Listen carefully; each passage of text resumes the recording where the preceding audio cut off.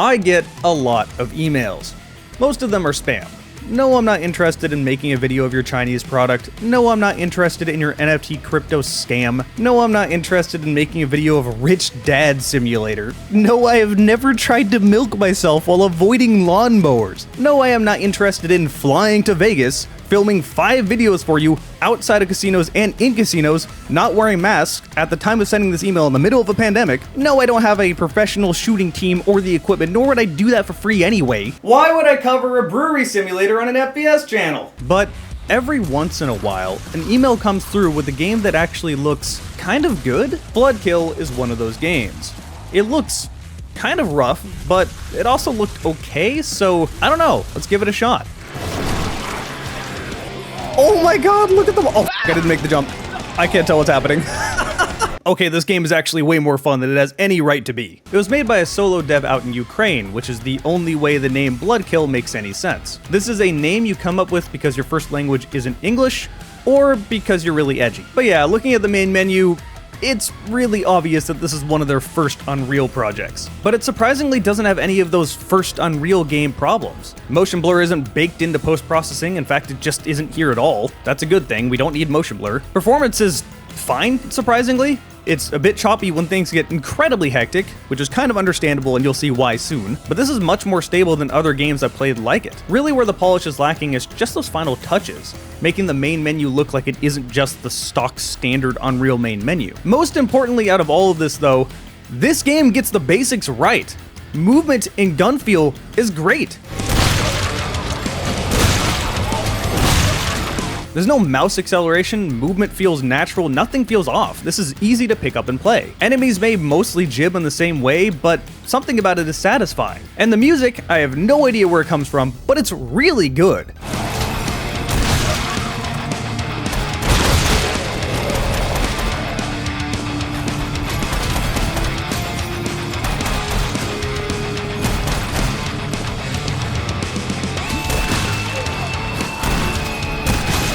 I just take off his arm? Okay, I can... There's a basic gore system aside from them just jibbing, it seems. Most games like this take a simple guitar riff, say it's metal, and call it good. But no, the music in this game actually has some rhythm to it. Sometimes it straight up reminded me of Serious Sam. And while Serious Sam may be an okay comparison to this game, I think the best comparison would be Painkiller. Okay, so there's enemies and you're shooting them, but why are you here? What's the story to this game? Well, one of my viewers also got an early key and explained it the best way possible. I love the part where Dr. Killblood says, it's time to bloodkill and then kill some blood. Yeah, there's no story in this game. It doesn't exist. There's no voice acting, there's no cutscenes, and that's for the best. Coming from a solo dev, they definitely aren't going to have voice actors or probably the writing experience they would need to write a good story for a game where that ultimately just doesn't matter. There was a very clear focus for this game, and that is to kill thousands of monsters. And I'd say it does that pretty well. There's 5 levels in this game, so let's go through all 5 real quick. Level 1, a very simple linear map that makes no sense. This is obviously not a real place, it's just there to shoot enemies. And I do have to stress that while visually this game is kind of ugly a lot of the time, it plays surprisingly good. In fact, there's a lot of little things that I wish big developers would do. For example, there are secrets in these maps, and if you're near the secrets, they will make a noise. As someone that is awful at finding secrets, I love this. Because the reason I'm awful at finding secrets isn't because I'm actually bad at finding them, it's because I'm bad at even remembering to do so. I'm way too focused on continuing on through the level and killing the next enemies, rather than actually trying to find secrets. So if I know there's a secret around, I'm suddenly going to stop and look. As for the weapons, you get 3 right away in the first level. Your starting weapon is a pistol, and this really only serves the function of having an infinite ammo weapon, so you never run out of ammo, because there's no melee in this game, so you need ammo. And you get a shotgun. Yeah, shotgun right away, level 1. The shotgun's pretty darn good. It's spread is tight and you can use it at range. The best analog here would be Doom 1's shotgun, except with actual projectiles and not hit scam. And towards the end of this level you will get an MP5, which immediately replaces the pistol. As for the enemies, in level 1 you just get basic enemies, but they're not necessarily bad. Now don't get me wrong, the AI isn't fear AI, they're not trying to outsmart you. However, they work more like Doom, where every enemy type has something it should be doing. That could be sitting back and throwing fireballs, that could be running at you. If you're ever standing in a place they can't reach, they'll start throwing projectiles at you. In general, you're not going to be getting into a situation where you can just cheese the enemies. I can tell a lot of thought was put into this, and that surprised me, because looking at the enemies, it kind of looked like they just grabbed some models from an online store and chucked them into the game, but they don't play like that. Now, I hardly noticed this on level 1, because this level is pretty easy, but armor actually protects you. Yeah, if you have armor and you take damage, you're not losing any of your health, you just lose armor.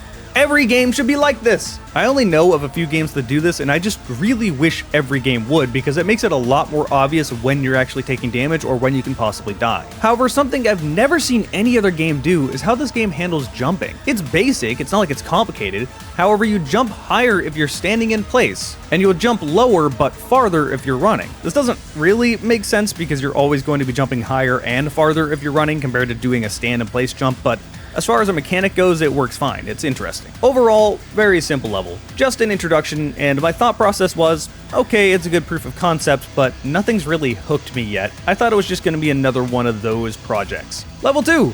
Hey, this area looks a little better. Never mind, we're back in nonsensical ruins. Alright, so far this level has been more of the same. Some enemies are bigger, like these blue ones, but they function identical to the other ones, so nothing has really changed much. I did come across this interesting room, and I assumed this was a jump I had to do. I can't jump up here to reach that lever, but there is a bounce pad at the bottom, and I can land on this ledge, so maybe that's a secret. I finally landed it, and it opened a door, but that looked like the way to go.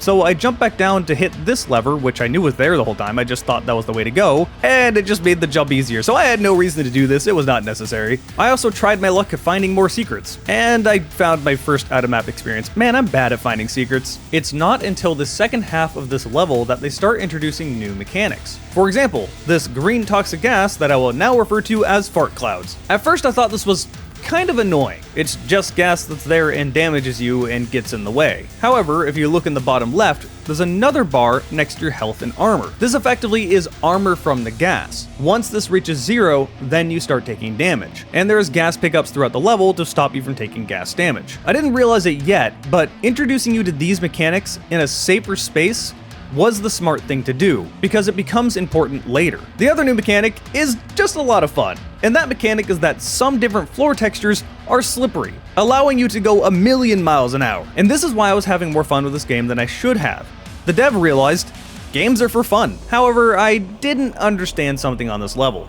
You'll come across yellow guns, which will give you gold ammo. Now, I assumed that was all the ammo I had. So I kept trying to pick up these ammo drops on the level, but I couldn't, and I thought it was running low on ammo. Yeah, no, this gold ammo is just extra ammo on top of your base ammo that does more damage. As soon as you run out of gold ammo, it goes back to your regular ammo. It's not really told to the player very well, but that's what's going on. Okay, so that's level 2, and so far, while all of this is interesting, it still hasn't grabbed me. The worlds still don't look logical, the levels are still very easy, and it's a nice proof of concept, but not a whole lot more yet. That is until we move to level 3. Level 3 starts introducing more important enemies, one of which is basically this game's version of the Mancubus, except for it launches gas at you, and when it dies, it blows up in a gas explosion. Walking through this gas obviously hurts you if you don't have the gas armor. This is why I said it's really important for them to introduce the mechanics to you in a way that would make you understand it before you're getting attacked by enemies. Training wheels are off now, you're gonna have to deal with them. There's also other new enemies like these purple enemies that run faster than you. So finally, I'm having to engage my brain. I'm finally having to look at enemies and prioritize which ones are more important to get rid of now. But still, even though the game is getting a little more hectic, there's really nothing been too different so far.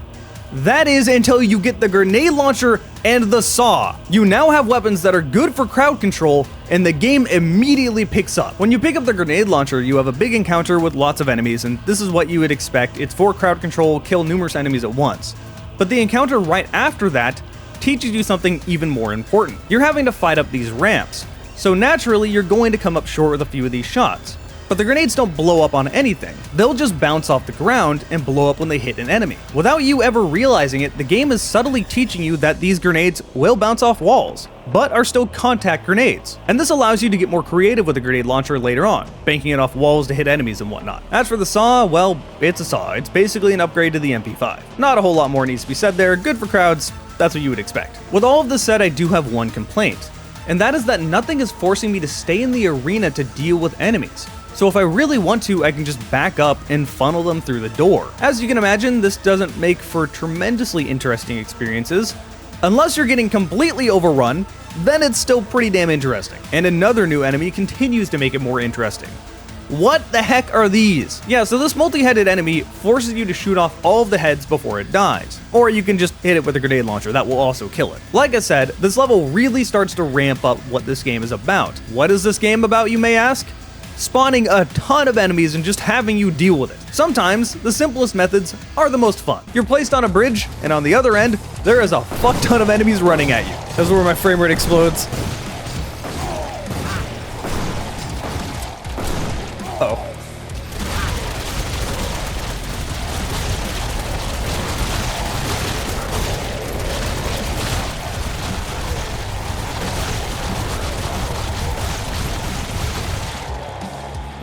Jesus Christ. Okay. I'm alive. Later on, you hit a lever. Oh my god. Goodbye. I'm out of there. As if all these battles weren't enough, suddenly you're playing Super Mario 64. Oh shit, we're playing Mario now.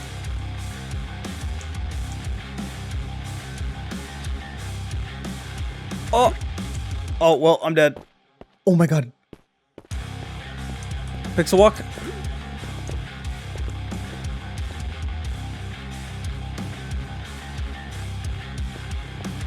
Oh my god, I cannot believe I survived that. Alright. You'd think that would be everything this level has to offer, but now there's a boss! His animation is just... It's just the basic animation sped up. Okay, yeah, the small enemies are definitely more of a threat than the actual boss itself, but this is the first boss you fight, so that's totally excusable. So what do I think of level 3? Well, remember when I said that level 1 and 2 are pretty easy and it's not really keeping my mind engaged? There's nothing that's pulling me away from the idea of this being a proof of concept. Yeah, that stops being true entirely in level 3. Level 4, you start in a city plaza? Okay, so now the environments are actually starting to look like actual places. Call me crazy, but I'm definitely feeling a Serious Sam vibe here. Also, there's key cards now? Or skulls? We're suddenly playing Doom? Yeah, so this map design starts being a lot less linear, but don't worry, the levels push you the right way. You won't be key hunting, but you can tell the dev is definitely improving. This level even surprised me by entirely changing the gameplay. I expected this game to start chucking tons of enemies at this point, just to be a Serious Sam painkiller style game. But now I find myself room clearing with shotguns. Yes, shotguns, because here in level 4, you get the super shotgun.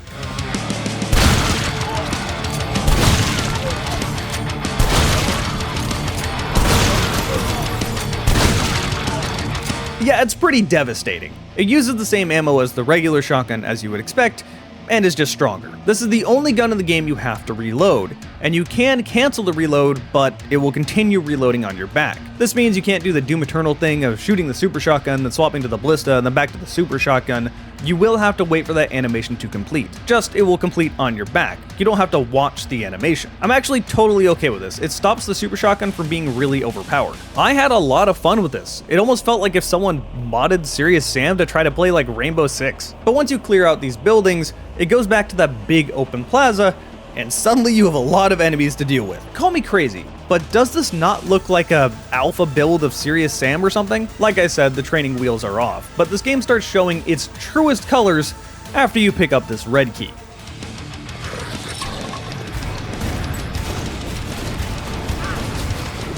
Okay, hello, goodbye.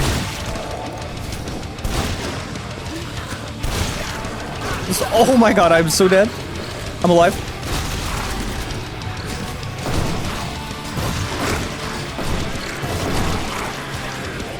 Oh my god, look at them. Oh fuck, I didn't make the jump.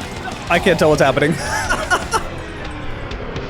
First time I died. Alright, so the game is no longer very easy on normal, but it's also still fun. Like, this looks absurd and seems unfair to the player, but it doesn't feel that way. They've also totally changed the complaint I had on the level before, where I could just back up and shoot them as they went through the door. I'm being locked in these arenas and forced to deal with the enemies. My brain is fully engaged in this game, and they're still introducing new enemies. Like the shield enemy. This one is really interesting because they shuffle slowly at you with a shield, but the moment you destroy the shield, they start running full speed at you. So then, do you focus on him and try to get rid of this enemy as soon as possible?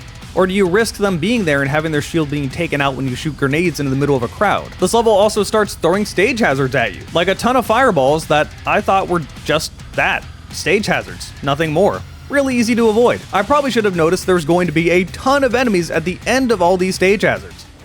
Oh my god, my frame rate.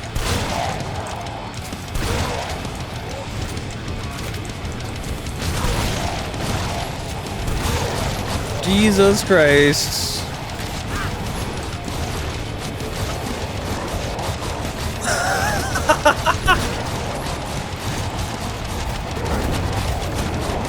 Here, I'll help my frame rate out. This really reminds me of that one section in Serious Sam with all the bulls running at you. The more I look at footage of this game, the more I see a lot of Serious Sam inspiration, but as I was playing it, I didn't really notice. Because it really does feel more like Painkiller than Serious Sam. As if to prove my point about the dev getting more experienced and learning as they make this game, you'll have one last battle in the city plaza before the final boss. This level effectively looped me around the entire level, coming back to this plaza numerous times, without me even realizing it or ever getting lost. Alright, so this boss at the end of the— oh shit, the ground is fake. This boss is the Ancient Beast. It has homing projectiles and is fast. Homing projectiles aren't too hard to avoid, you just have to jump at the right time. But as if that wasn't enough, enemies constantly spawn in the arena, and every group of enemies becomes stronger than the last. But don't worry, this boss has multiple stages, and one of these stages will deal with the monsters for you. Take it back. Take all of it back. Oh my god, he just killed all of them. So there is enemies can hurt each other. It just has to be the boss. Oh my god. Yeah, this is my favorite boss in the game. It's silly and I just had a lot of fun with it. And then we have level 5, the last level. That sounds short, but this game took me about 4 hours to beat. For a solo dev and having only 5 levels, that's longer than I expected. This level's layout is similar to the last level. You spawn next to a weapon stash that you can't currently access. It's behind a red door. The stairs in front of you lead to a large combat arena. As I said, the dev is getting better at map design. Like the last level, you'll routinely loop back to this large arena and fight another group of enemies. You also spawn right next to a new weapon, which is fine. It's just a semi-auto sniper type weapon. It does what it's supposed to, but it's a tad boring. But after another couple of fun arena battles, you get another new weapon, and this one is awesome. It looks like a basic lever action, and if you shoot someone, it kind of just is that, it kills them.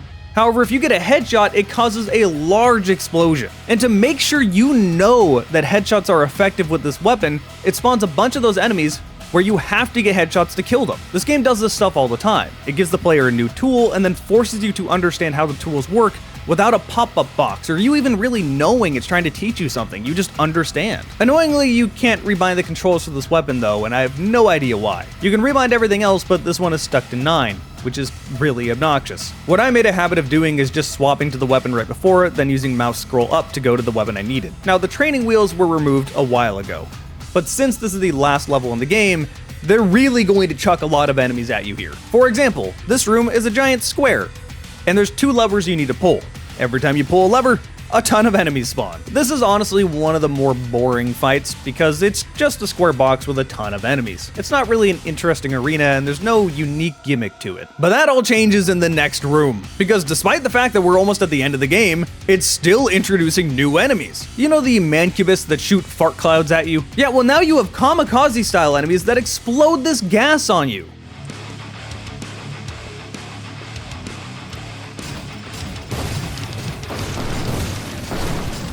Oh my god, this is a problem.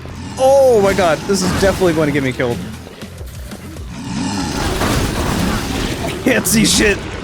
I need my saw out for this. God, this game is nuts. At this point, I don't have a whole lot more to elaborate on. The game has kind of given you everything. The level is long, combat encounters are incredibly hectic, and I really am having fun. But alright, you finally made it to the end of the game. It's final boss battle time. And this boss battle takes place in that same arena you fought in numerous times before. And this is really clever. You already know where you are and how to navigate through this arena. Well, this final boss battle is actually 2 final boss battles. You need to fight Chopo and Callie at the same time, along with a bunch of monsters. And while I have a lot of praise for the rest of the game, this boss is bullshit. Yeah, this is the first negative thing I have to say about this game. It sucks. This boss is not fun. Chopo teleports to you, walks faster than you can even move with bunny hopping, and has an attack that's not telegraphed and has far too much reach, making it impossible to avoid. Okay, well you might say, just kill him and get him out of the way then, if he won't get out of your face. Problem with that is that once you kill the first one, Callie gets enraged, leading to some insane situations like this. I cannot move. I was literally pinned against the wall there. Holy shit, look at my health going away. What is going on? What just happened? This effectively means that you can't get both of them down to little health to avoid this, because Choppo will always be all over you, constantly teleporting. The arena doesn't help either, as you can get stuck in some corners. Bosses have no cooldown on their attack, so they just slap the shit out of you. I even had this happen once. Finally on stream. Hello, welcome. Look at how... Wow. Amazing. I got hit out of the map from him because he hit me from 20 feet away. That's very... And he can teleport outside of the map! What the fuck is this? So what happens if I kill him out here? Can I... Hold on. Can I shoot him through the wall? I see him through the wall.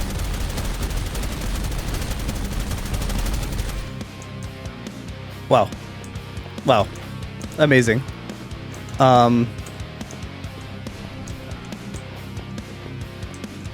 What happens if I just do this?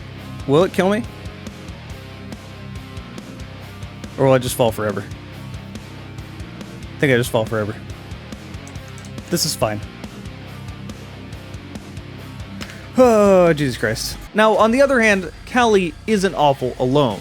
His ice moves can slow you down, which kind of sucks, but are mostly easy to avoid. As long as he's not enraged, he's fine. Now, as if all of this wasn't enough, stronger monsters will constantly spawn in waves, even if you don't kill the first waves. But after many tries, I finally succeeded, and nothing happened. Oh, okay, so it seems I need to kill all the stupid monsters. Hold up, let me do that too. Okay, finally, the end level portal opens. Finally, the level's over.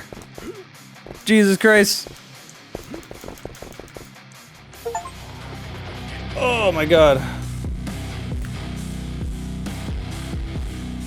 I like how it gave me an achievement for level 4 instead of level 5. Yeah, that's the fucking game. That was not fulfilling at all at the end, but okay. Did it even give me an achievement for level 5? It gave me an achievement for level 4. Let me look. There's 2 different achievements that's level 4 completed, so they just have a typo, and one of those level 4s is supposed to be a level 5. In conclusion, despite the shit final boss, the game was shockingly really good. It had unique enemy placement, interesting map design, fun weapons, really unique game mechanics ranging from slippery floors to toxic gas, metal as hell music. This far exceeded my expectations. Polish up that final boss, and this is going to be a hidden gem. I doubt most people have ever heard of it. Really, give it a try. This game comes out today. That should sum up how I feel about Bloodkill. Huge thanks to my YouTube members. They get to see all my videos at minimum 1 week ahead of time, usually a few weeks at a time. Consider subscribing if you like this style of content. I make 1 video every single week. And of course, thank all of you guys for watching this video.